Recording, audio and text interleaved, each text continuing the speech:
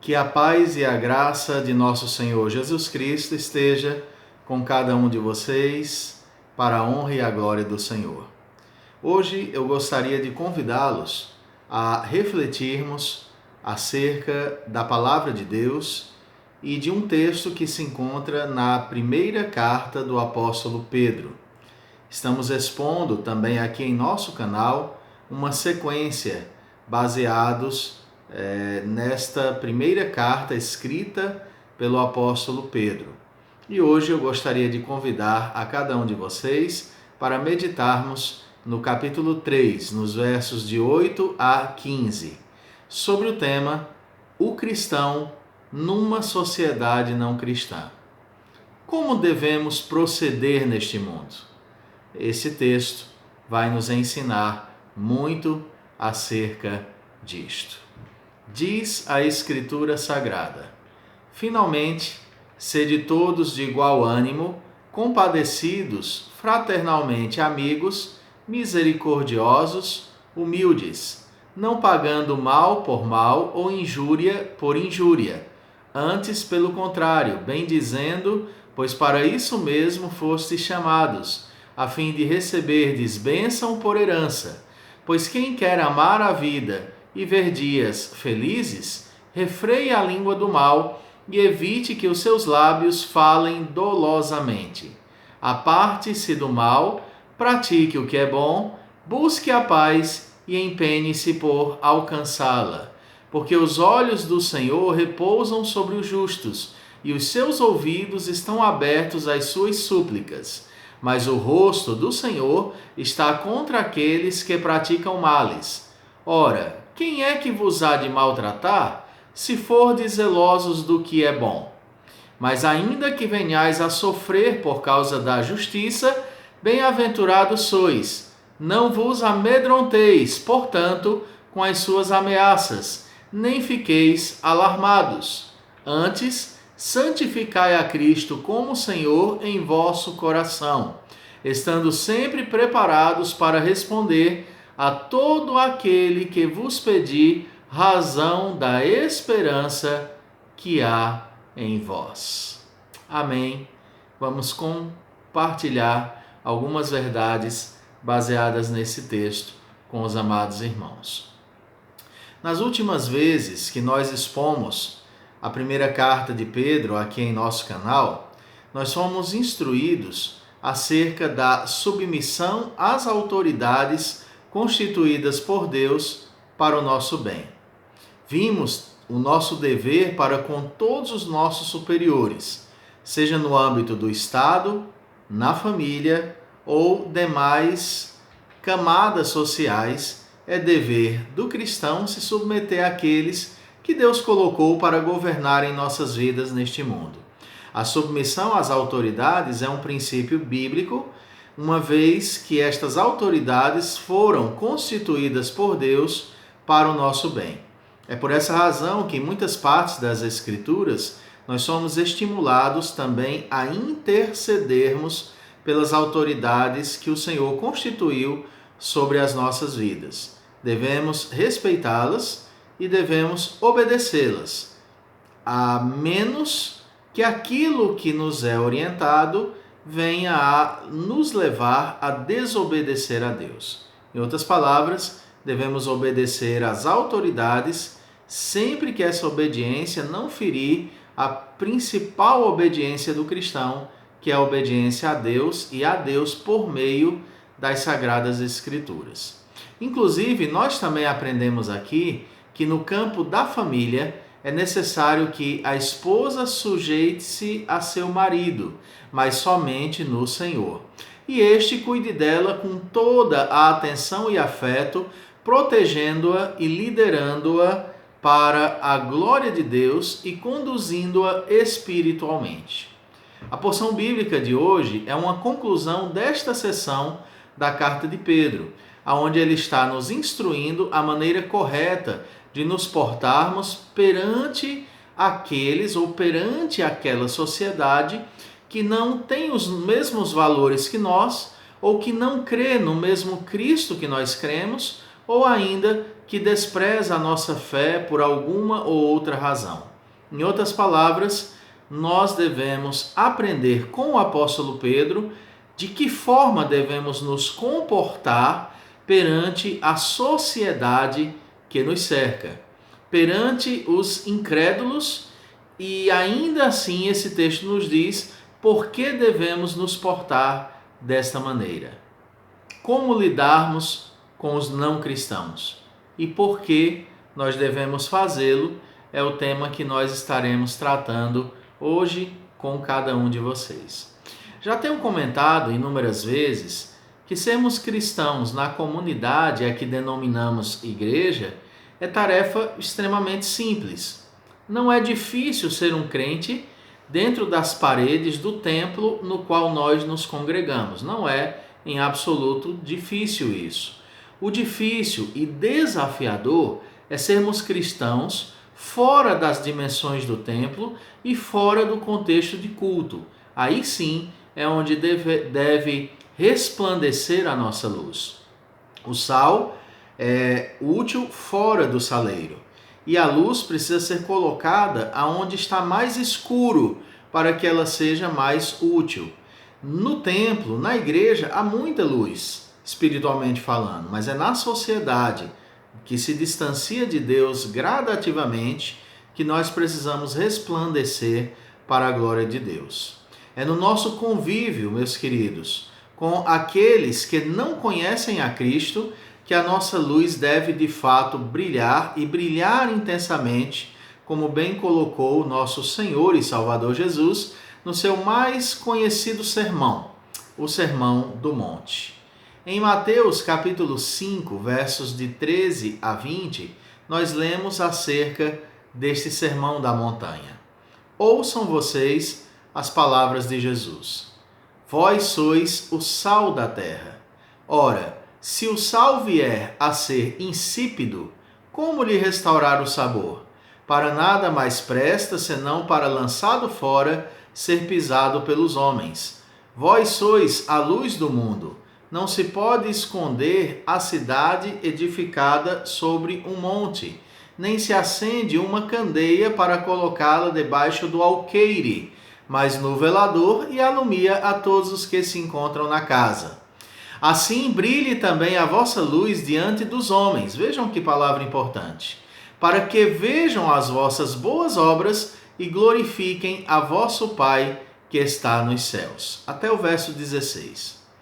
Creio, queridos, que a preocupação de Pedro não é apenas a de dizer aos seus leitores que o cristão possui um modo de viver diferente do não cristão. O propósito de Pedro não é apenas mostrar que o crente é diferente do não crente, mas com isso Pedro também está protegendo a igreja tanto do mau testemunho e da difamação do nome de Cristo pela conduta equivocada de seus discípulos, como também protegendo, queridos, a própria igreja de sofrer retaliações dos homens ou do Estado pelo fato de transgredir a lei, por exemplo.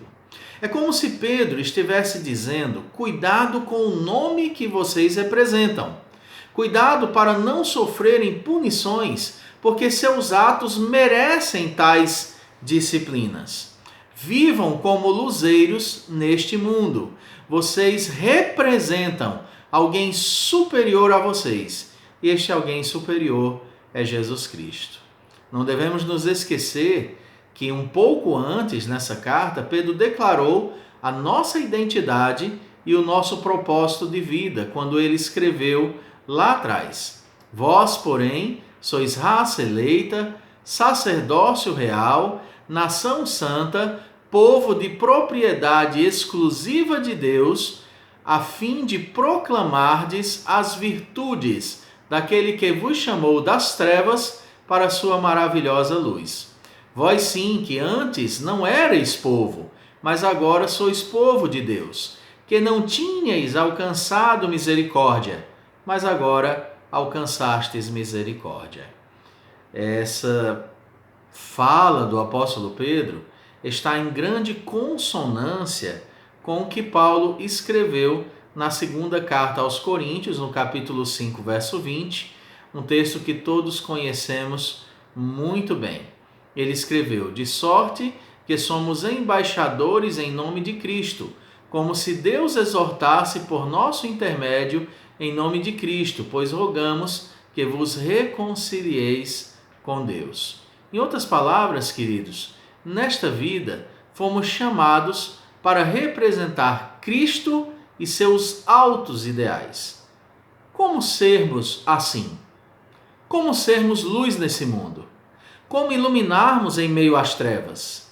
Como sermos cristãos numa sociedade não cristã?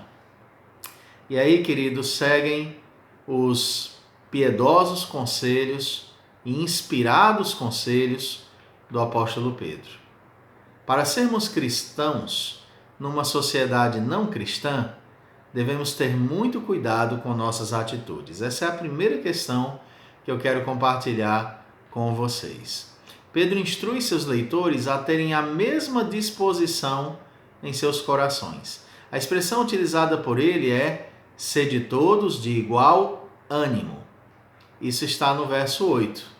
Uma questão que sempre deve ser trabalhada na Igreja do Senhor é a unidade do rebanho. Jesus disse certa vez que quando um reino, queridos, está dividido contra si mesmo, esse reino não pode subsistir.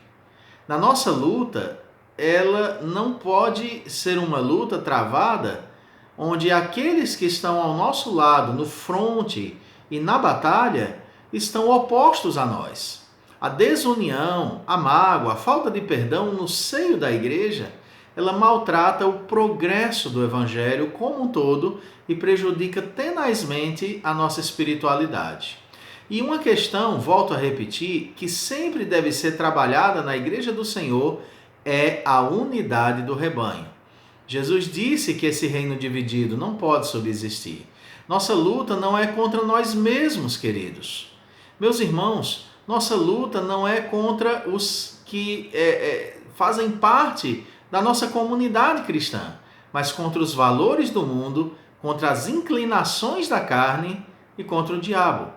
Se nós gastarmos nossas energias divergindo entre nós, como teremos forças para suportar tantas lutas espirituais? Portanto, meus amados, devemos zelar para que pensemos concordemente no Senhor. E além de termos o mesmo ânimo, que é o conselho inicial de Pedro, devemos manifestar o fruto do Espírito em nossos relacionamentos. As virtudes nobres devem ser intensamente cultivadas pela igreja, tanto internamente como também para com aqueles que são de fora da igreja, para que percebam que apesar de não nos amarem, são amados por nós, porque Cristo também nos amou quando nós éramos seus inimigos. Os versos 8 e 9 são desafiadores para a igreja, especialmente para os maltratados leitores do apóstolo Pedro, contexto que eu já trouxe tantas vezes aqui em nosso canal. Vejam vocês os versos 8 e 9.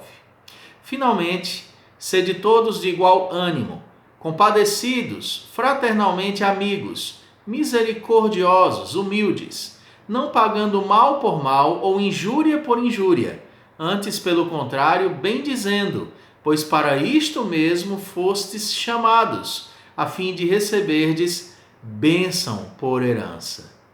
Perceberam aí o conselho de Pedro? O que ele está dizendo, em outras palavras, é que o cristão sempre deve procurar imitar Jesus em suas atitudes. Afinal, ele é o nosso exemplo maior. Como ele agiu, devemos também agir. Mesmo sendo afrontados, devemos ter uma atitude diferente da tida por aqueles que nos afrontam. Pedro já havia orientado seus leitores quanto a essa questão nessa mesma carta. Ele escreveu lá atrás, no capítulo 2, no verso 20 ao 24. Pois que glória há se pecando e sendo esbofeteados, por isso suportais com paciência.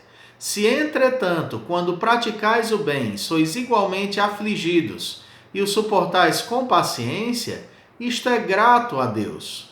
Porquanto para isto mesmo fostes chamados, pois quem também Cristo sofreu em vosso lugar, deixando-vos exemplo para seguires os seus passos, o qual não cometeu pecado, nem dolo algum se achou em sua boca, pois ele, quando ultrajado, não revidava com ultraje, quando maltratado, não fazia ameaças, mas entregava-se àquele que julga retamente, carregando ele mesmo em seu corpo sobre o madeiro os nossos pecados, para que nós, mortos para os pecados, vivamos para a justiça.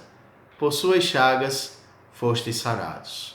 Então, queridos, em primeiro lugar, precisamos zelar pela unidade e manifestar o fruto do Espírito, tanto internamente no seio do rebanho do Senhor, como externamente para com aqueles que nos maltratam.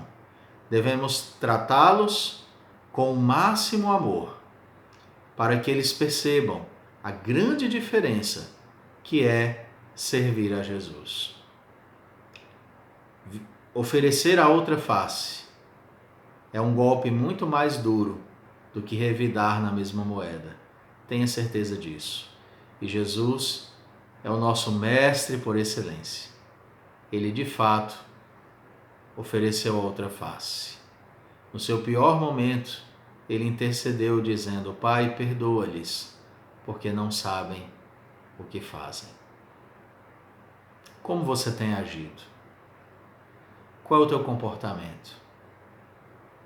Às vezes nós nos deparamos com pessoas que deveriam ser adultas quanto à sua fé, mas se comportam como crianças, brigando na igreja por questões tão ínfimas, tão pequenas, de parco valor, quando na verdade deveriam estar unidas para a honra e glória de Deus, para o bem comum da igreja e para que o nome de Cristo seja exaltado naqueles que estão de fora e nos observam muito bem. Em segundo lugar, queridos, para sermos cristãos numa sociedade não cristã, devemos ter muito cuidado com nossas palavras. Sim, com aquilo que falamos. Nos versos 10 e 11, nós podemos ler: Pois quem quer amar a vida e ver dias felizes, refreie a língua do mal e evite que os seus lábios falem dolosamente.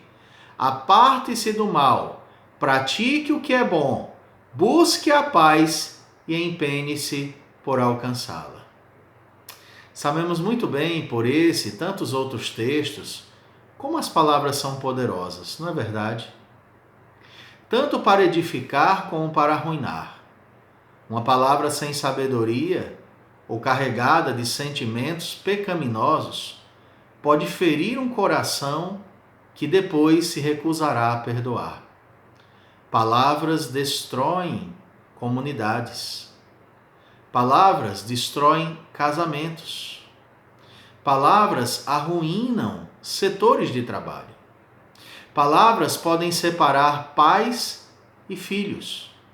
Palavras podem envenenar e destruir amizades de longa data. Leva-se uma vida inteira para construir uma reputação, mas ela pode ser destruída numa frase. Ela pode ser desfeita com muito pouca coisa. As palavras insensatas são como ácido corrosivo que dissolve os relacionamentos mais profundos. Precisamos ter grande cuidado com as palavras. Uma vez ditas, são como um professor meu ilustrou certa vez. É como subir ao alto de uma montanha em tempo de fortes ventos, com um saco cheio de penas e abri-lo no alto daquela montanha. Nunca mais recolheremos aquelas penas. Nós somos senhores das palavras que não falamos, mas escravos daquelas que proferimos. Portanto, meus queridos, enchamos os nossos lábios de palavras de vida eterna. de palavras verdadeiras, contudo amorosas, de palavras que edificam e façam bem aos nossos irmãos em Cristo e àqueles que não fazem parte da igreja. Palavras brandas acalmam os corações. Palavras sábias são como pregos bem fixados e como remédio para a alma ferida. Pedro está nos ensinando a falarmos cuidadosamente para a glória de Deus. Falarmos injuriosamente é o mesmo que praticarmos males, e Deus não se agrada disso. Mas o Senhor, que tudo vê, muito se alegra quando agimos bem, conformes os versos 12 e 13. Porque os olhos do Senhor repousam sobre os justos, e os seus ouvidos estão abertos às suas súplicas. Mas o rosto do Senhor está contra aqueles que praticam males. Ora, quem é que vos há de maltratar, se fordes zelosos do que é bom? Irmãos, sejamos zelosos do que é bom. Quão importante é isso? Às vezes, nós até nos arrependemos de palavras que não falamos, mas normalmente amargamos muito palavras que falamos insensatamente, impensadamente, motivados pelos mais horrendos sentimentos pecaminosos. É muito comum pessoas grosseiras baterem no peito e dizerem: eu gosto de falar a verdade. Falar a verdade é uma coisa. Falar para destruir o próximo é outra completamente diferente. Ponha guardas nos teus lábios e interceda para que o teu coração se encha de saúde, se encha da vontade e da bondade de Deus. E então tuas palavras serão remédio para aqueles que te ouvem. Mas em terceiro lugar, para sermos cristãos numa sociedade não cristã, devemos ter uma teologia saudável e sabermos como proclamá-la. Esse é um ponto central dessa passagem da carta. Quase sempre a nossa conduta errada é resultado de uma fé sem um embasamento bíblico devido. Erramos em nossa conduta e em nossas palavras porque somos negligentes com a sã doutrina. Sem amor à Escritura, sem estudo disciplinado da mesma, sem amor aos cultos, que são oportunidades grandiosas de aprendizado bíblico, nós não conseguiremos desenvolver uma fé madura. Eu preciso dizer o que eu vou falar agora. Muitos querem estar na igreja e não podem. E eu fico pensando, quando passar esse período e pudermos voltar aos nossos templos com segurança e cuidado, será que nós valorizaremos o culto? Ou será que, quando toda essa pandemia passar, o teu primeiro pensamento é viajar, é rever os teus parentes que estão longe, é abraçar as pessoas, é pegar os filhos e ir para um balneário? Todas essas coisas têm o seu lugar. Mas eu me recuso a acreditar que um dos primeiros anseios do cristão não seja o de ir à sua igreja. O cristão autêntico, ele sonha em estar na casa do Senhor. Ele quer que esse tempo passe por muitos motivos, mas um dos mais centrais é que ele quer reencontrar sua família na fé e adorar a Deus. Ele quer levar seus filhos à escola bíblica dominical. Ele quer receber a instrução ao vivo e não por meio de um canal.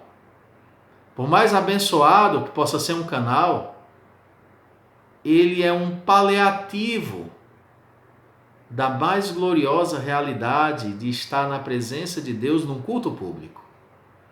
Esse canal que você está assistindo agora jamais substituirá o culto. Ele simplesmente é um paliativo para o teu bem, para o bem da tua casa, para a obra de Deus. Erramos em nossa conduta e em nossas palavras porque negligenciamos a sã doutrina. Sem amor à Escritura, sem estudo disciplinado da mesma, volto a repetir, sem amor aos cultos, jamais, absolutamente jamais desenvolveremos uma fé madura. A verdadeira fé não é baseada em visões ou experiências emotivas, mas sim, queridos, pautada na palavra de Deus. Por isso, essa parte da carta encerra com uma exortação a sabermos dar aos que nos questionam a razão da nossa fé. Nos versos 14 e 15, lemos: Mas ainda que venhais a sofrer por causa da justiça, bem-aventurados sois. Não vos amedronteis, portanto, com as suas ameaças, nem fiqueis alarmados. Antes, santificai a Cristo como Senhor em vosso coração, estando sempre preparados para responder a todo aquele que vos pedir razão da esperança que há em vós. Que texto, que bênção para nós. Você está preparado para testemunhar da sua fé? Para dar a razão da sua fé? Aqueles que vão pedir, olha, por que você é assim? Por que você acredita dessa forma? Por que você se conduz dessa maneira? Você sabe falar da sua fé? Irmãos, nós precisamos nos preparar biblicamente para vivermos biblicamente e para respondermos biblicamente a qualquer que nos questione acerca da nossa fé. Sim, queridos, não é fácil ser cristão. Há muitas lutas internas e externas. Às vezes temos de professar nossa fé numa sociedade que é contra a mesma, que algumas vezes nos maltrata e persegue. Professar a fé nas universidades, onde tão brilhantes mestres descreem da palavra de Deus. Por que isso? Mas o apelo de hoje é para sermos cristãos genuínos, amando a nós mesmos e aos irmãos da igreja. Devemos pensar concordemente. Temos atitudes de amor para com aqueles que nos maltratam, imitando o exemplo de nosso Senhor Jesus. Precisamos frear a língua de falar o que desonra a Deus. Precisamos nos alimentar diariamente, queridos, do ensino bíblico para que saibamos defender a nossa fé e, claro, viver uma fé genuína. Se agirmos assim, saberemos ser cristãos numa sociedade não cristã. Que Deus abençoe ricamente a sua vida. Fortaleça profundamente a sua fé. Te dê rica esperança e condições de testemunhar o nome do Senhor e Salvador Jesus. Desejo orar por sua vida nesse momento. Ah, Senhor amado, eu quero nesse momento apresentar diante de Ti cada um que assiste esse vídeo, que está de alguma maneira ouvindo essas palavras, que foi atraído a essa mensagem pela Tua providência amorosa e que de alguma forma tenha sido tocado, acima de tudo, pela Tua maravilhosa graça. Abençoe essa vida, abençoe essas famílias, abençoe as lutas de quem nos ouve, e se quem nos ouve te serve, que o texto de hoje tenha corrigido seus passos. Se ainda não te serve, que o texto de hoje seja um ponto de partida para que anseiem conhecer o Senhor, ainda que isso implique em destoar dos antigos valores. Te agradeço pelo privilégio de estar aqui anunciando tua palavra. Em nome de Jesus. Amém. Eu quero de todo o meu coração te agradecer por ter assistido esse vídeo, por ter ouvido essa palavra e ter investido o seu tempo com as Escrituras. Eu quero também pedir a você, se você achar que deve, se inscreva nesse canal. Ative as notificações para que você possa receber os nossos vídeos periodicamente. Que você também possa enviar o link desse vídeo para os seus amigos, para os seus familiares, filhos, netos, primos, tios, para que eles também ouçam com alegria a palavra de Deus. Eu peço também a você que esteja orando pela Igreja Presbiteriana do Brasil, aqui em Acopiara, igreja a qual eu pastoreio e tenho servido com grande alegria. Me chamo Pastor Kennedy e estou na cidade de Acopiara, Ceará. Que Deus abençoe ricamente sua vida e até o próximo vídeo, se Deus quiser.